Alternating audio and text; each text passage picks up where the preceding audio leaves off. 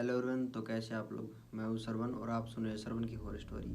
अगर आप हमारे चैनल पर नए हैं तो पहले जाके चैनल को सब्सक्राइब कर लीजिए और बेल आइकन को ऑन कर दीजिए। अगर आपके पास भी कोई ऐसा हॉरर इंसिडेंस है तो आप हमारे साथ ज़रूर शेयर कीजिए। तो चलिए चलते हैं कहानी की तरफ। आज की जो हमारी कहानी है वो शालिनी, नेहा और उनकी फैमिली की है। जो शालिनी है वो नेहा की दोस्त है। तो शालिनी बोलती है यार हम कहीं पहाड़ों वगैरह में घूमने चले गए। बट नेहा बोलती है कि नहीं, हम बालाजी धाम है वहाँ पर बालाजी दर्शन करके आएंगे। तो सारी तैयारी वगैरह करने में इनको काफ़ी टाइम लग गया था। तो दोपहर के बाद ये घर से निकले। जब ये घर से निकले तो वहीं पर इनको काफ़ी अंधेरा भी हो चुका था। ये चलते चलते रास्ता वगैरह भी भूल चुके थे और इनको भूख भी काफ़ी ज़्यादा लग रही थी। तो इन्होंने सोचा कि यार बीच में एक होटल है, वहाँ पे रुक के थोड़ा खाना वगैरह खा लें। तो सब काफ़ी लोग थक भी चुके थे।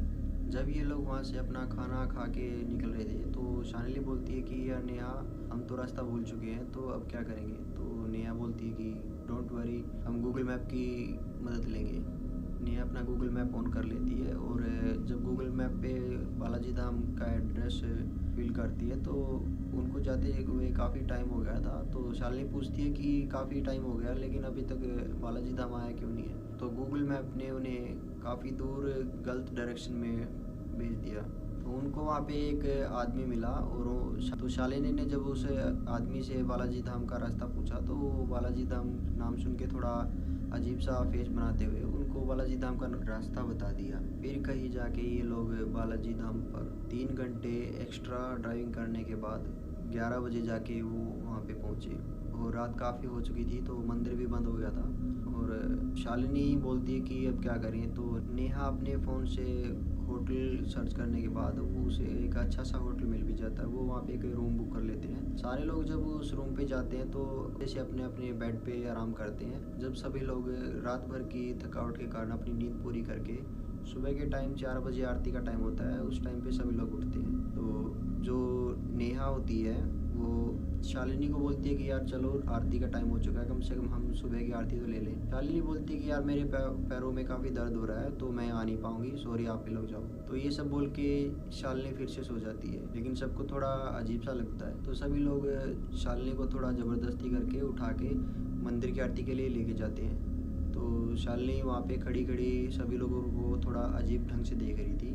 आरती के टाइम पे शालिनी को थोड़ा अजीब सा फील होने लगा।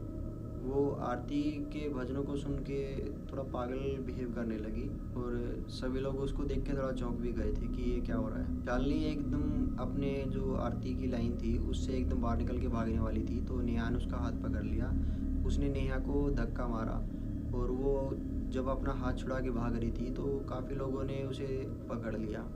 लेकिन शालिनी का वेट था करीबन 45 केजी, लेकिन उसने 60 केजी के लड़कों को भी फेंक के मारा था। उसमें इतनी पावर आ गई थी और शालिनी की वॉइस चेंज भी हो गई थी। उसकी आवाज़ में थोड़ा भारीपन सा हो गया था, जैसे कोई लड़के की आवाज़ हो। जब शालिनी को बालाजी धाम पे, जहाँ पे प्रेतों को भगाया जाता है, वहाँ पे उस जगह पे लेके गई तो बाबा ने बोला कि इसको इस घेरे के अंदर बिठाओ। शालिनी को ज़बरदस्ती पकड़ के उस घेरे के अंदर बैठाया गया और बाबा ने जब पूछा कि कौन हो तुम, तो शालिनी का जवाब एक लड़की की आवाज़ में आया और वो आवाज़ लड़की की नहीं थी, वो आवाज़ दूसरी लड़की की थी और वो आवाज़ थोड़ी हॉरर टाइप की थी। बाबा ने पूछा कि तुम कौन हो और उसके पीछे क्यों आई हो। तो शालिनी के अंदर जो आत्मा थी उसने कहा कि मैं इसके पीछे नहीं, बल्कि ये लड़की एक टोटके के ऊपर अपना पैर रख के आई है और हम वहीं पे थे। तो बाबा ने उस टाइम पे तो उस लड़की को शालिनी के अंदर से निकाल दिया।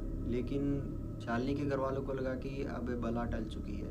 नेहा जब शालिनी को पकड़ के उठाती है तो वो उससे पूछती है कि क्या हुआ, अब तुम्हें अच्छा फील कर रही हो क्या नहीं। तो शालिनी बोलती है कि हाँ मैं अब अच्छा फील कर रही हूँ, कोई दिक्कत नहीं है। ये सुनकर शालिनी के घर वाले एक चैन की सांस लेते हैं कि हाँ अब तो चलो हमारी बच्ची ठीक है। बालाजी के दर्शन करने के बाद वो लोग फिर पहुँचते हैं काली माता के मंदिर पे। वहाँ पे जाके अच्छा, काली माता के मंदिर पे जाने से पहले शालिनी को थोड़ा फिर से अजीब सा फील होने लगा कि कुछ ना कुछ गड़बड़ ज़रूर है। बट नेहा इस चीज़ को इग्नोर करती है कि अब तो बालाजी के धाम पे होके आए हैं तो वहाँ पे ऐसा कुछ नहीं होगा कि कोई आत्मा हमारे पास फिर से आएगी। लेकिन वो सभी लोग इस बात से अनजान थे कि उनका असली हॉरर सामना तो अब होगा। लेकिन सभी लोग एक बात से अभी तक अनजान थे उन्हें लगता है ताकि उनके बेटी के ऊपर कोई छोटी मोटी चुड़ैल वगैरह का साया था, वो बाबा ने हटा दिया। लेकिन बाबा ने उस चुड़ैल को तो हटा दिया, पर शालिनी के अंदर एक स्पिरिट अब भी थी और वो काफ़ी डेंजरस थी। जब वो लोग काली माता के मंदिर पे जाते हैं तो वहाँ पे जाने के बाद शालिनी थोड़ा फिर से अजीब बिहेव करने लगी और बाबा को जब शालिनी के साथ क्या क्या हुआ ये सारी घटना बता दी उसकी मम्मी ने और बोली कि शालिनी अब भी थोड़ा अजीब बिहेव कर रही है, तो बाबा आप एक बार देखो मेरी बच्ची ठीक है या नहीं। तो बाबा उसको बुलाते हैं और अपने पास बिठाते हैं। जब बाबा शालिनी के सिर पे अपना हाथ रखते हैं तो वो हाथ रखते हुए काफ़ी डर जाते हैं, जैसे उन्होंने कुछ बहुत ज़्यादा अजीब देख लिया हो। बाबा जल्दी से अपने पास रखा एक रेड कलर का धागा उठाते हैं और उस पर मंत्र वगैरह फैल करके फूकते हैं। बाबा शालिनी को बोलते हैं कि बेटा अपना हाथ आगे करो। शालिनी अपना हाथ आगे करने से थोड़ा घबरा रही थी, तो उसके फैमिली वाले ने पकड़े उसका हाथ आगे कर दिया। बाबा ने उसके हाथ पे धागा बांध तो दिया, लेकिन बाबा भी काफ़ी डर गए थे और शालिनी के घर वालों को कुछ समझ नहीं आ रहा था कि शालिनी के साथ ये हो क्या रहा है। धागा बांधने के बाद जो शालिनी के अंदर स्पिरिट थी उस टाइम पे तो वो थोड़ी शांत हुई। बाबा ने शालिनी के हाथ पे धागा बांधते हुए उसकी फैमिली को कहा कि अब इसकी रक्षा ही धागा ही करेगा, और उसके बाद शालिनी नॉर्मल फील कर रही थी। तो काली माता के दर्शन करने के बाद वो लोग आराम से अपने घर पे पहुंचते हैं। बीच में रास्ते में शालिनी को ऐसा कुछ फील नहीं हुआ। घर पे आने के बाद शालिनी थोड़ी चुप सी रही,